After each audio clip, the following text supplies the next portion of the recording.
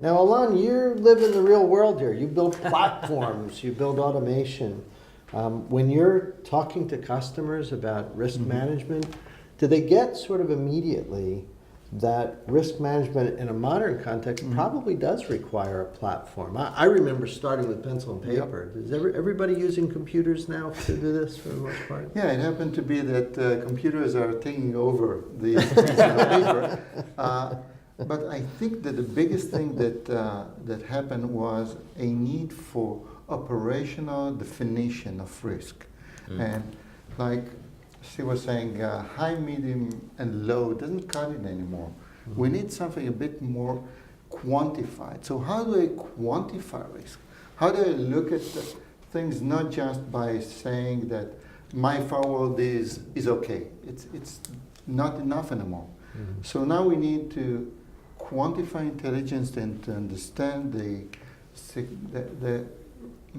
threat landscape before we even begin to talk about defenses. Does it make sense to invest all over the place and to go bankrupt by over-investor?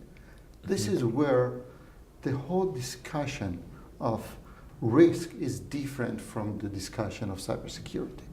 Typically, if I'm stuck with cybersecurity, I'm stuck with just how much do I need to do in order to cover all my bases. I never have enough resources.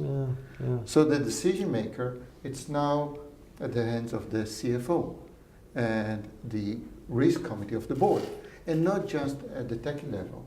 And this is where we are evolving into, let's move to help decision makers with automation. Automation of reading intelligence in a variety of languages.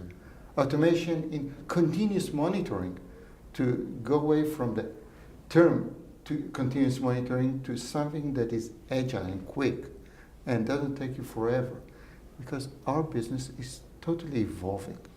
So interfaces that I have today will be obsolete tomorrow. I need to constantly move.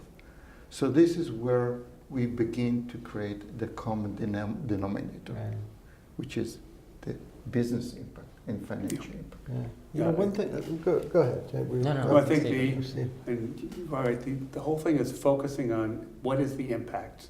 Yes. What is the potential impact of the company? The impact of the customer, the impact to employees, the impact in terms of shareholder value, and the impact of fines levied by the government.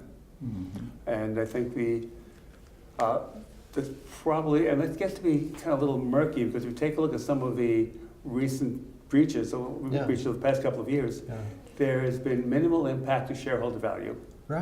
There's been minimal impact in terms of loss of customer base, limited long-range financial impact, and the only financial impact you see is what you are paying for credit bureau monitoring and what you're paying for to help any of your customers become whole again.